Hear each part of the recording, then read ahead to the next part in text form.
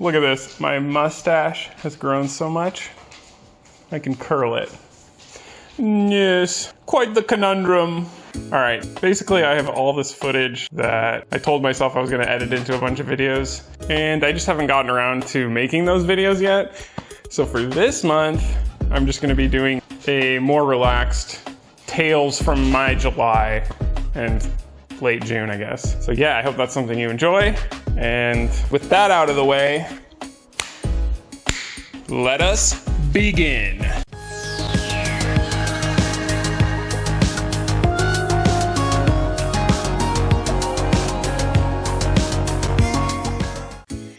What have I done? I haven't gone without a beard in so long. It's all for you, the viewers. So the first story I'm going to talk about happened in late June, not necessarily July, but basically me and my friends went to buy fireworks. One of my friends is really into fireworks. Gus, what are you doing? Basically, one of my friends is super into fireworks. He spent like, I don't know, $300 or $400, maybe more on fireworks. And he brought us to this place that he doesn't even live in the area that I do, but he knew about this giant like fireworks market, I guess you could call it, on a Native American reservation. And next to the fireworks market, they have like this, I would call it like a battleground, because that's what it looked like, where you can test all the fireworks. I've never seen anything like this before, but you can buy fireworks there and then test them out on this giant area.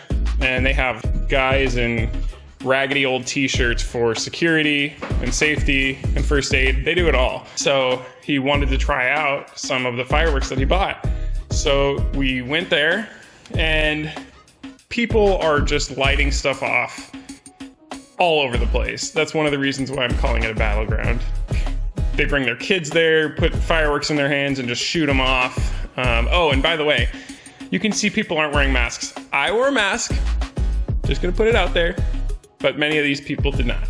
You'd think maybe with all these people, there might be a safety concern. Something might happen. You never know. Well, yeah, just in the short time we were there, a firework tips over and fires at a bunch of people. Nobody got hurt. Nobody got hurt. That's good. Didn't quite catch the end of that. I always think when I see like those videos of crazy stuff happening and then the camera like goes off, when I'm in that position, I will catch everything. I'm gonna record the entire scene so anybody watching could see it. Well, no, it's actually harder when you're right there and something like that happens. But anyway, that's what I got. There you go.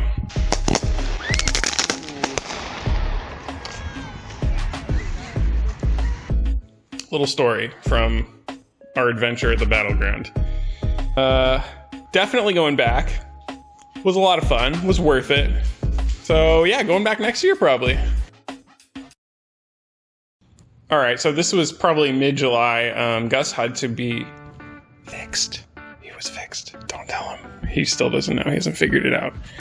He was fixed, and we took him to the vet, and because of all the quarantine lockdown stuff that's going on, they only do like roadside pickup and drop off type of thing. So you park your car in the parking lot, then you call the office, and then you just have to wait for someone to come out and help you or whatever. Well, it was a particularly busy day, I guess, because we had to wait outside for 4 hours in a hot car in the summer. It was not fun. And this like minivan on the left side of us, there was this woman, and she had her mom, I guess, and daughter with her. And her mom, I guess, has a hard time walking, so she has one of those electronic wheelchair things. And she's like driving around, like going crazy, and the kids riding on it and all this stuff. They're making a ton of noise. And then eventually they ride off and got McDonald's and brought it back to her. And then they all got in the car and started eating McDonald's. And then this lady was watching Fox News on her phone or something. And then she just started saying crazy stuff. To begin with, she's like stuffing her face with a burger and fries and just, "They're making the animals suffer out here." Stuff is like spilling out, and she's getting super pissed for having to wait. and I'm not looking over, and obviously I'm not going to record her for any video or whatever. That would be awful, but I can just, like, she's loud. She's like yelling all this crazy stuff. So the next thing she says is, I'm just going to go in there and kill everybody in the office because she's so mad. Or things like, I guess she had to go to the bathroom after eating the McDonald's, so she was like, I have half a mind to make this pavement my bathroom. Their pavement my bathroom. And then she has a daughter in the back, so I'm like getting a little uncomfortable. The next thing she says is, wow, wouldn't that be a nice thought if all the human race was extinct and it was just dogs left? And I'm trying to kind of, on the down low, say, hey, I was with my wife, of course, and I'm like, man, can you hear this lady? She's like saying crazy stuff.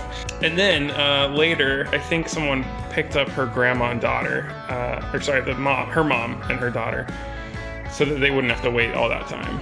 And finally, they let her go to the bathroom in the office.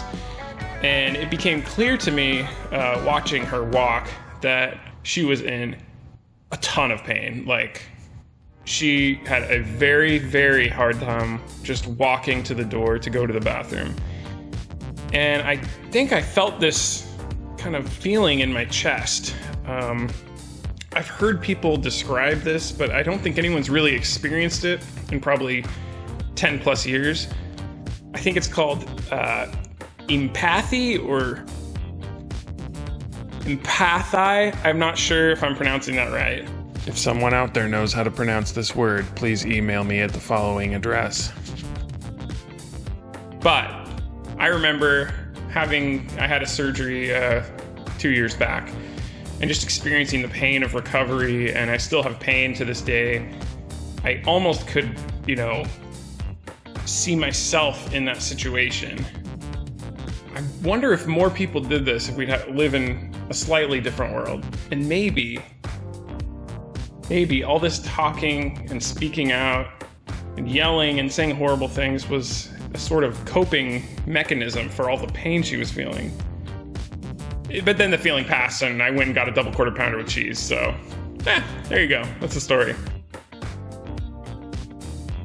Another story that happened, or another thing that happened to me this July, was my refrigerator broke, and so all of our food got warm. We had to throw a bunch of stuff out. We had to put all our stuff in coolers and try to get ice in there because we just were not prepared for this at all. So we had to buy ice at Walmart, and all the other food's getting wet. It was a total nightmare. I've never had to do this before. So we were trying to get a refrigerator repair person, or like to get a new refrigerator as soon as we possibly could, because all our food's going bad, and it's super expensive. But what are you going to do? I mean, how long can you live without a refrigerator?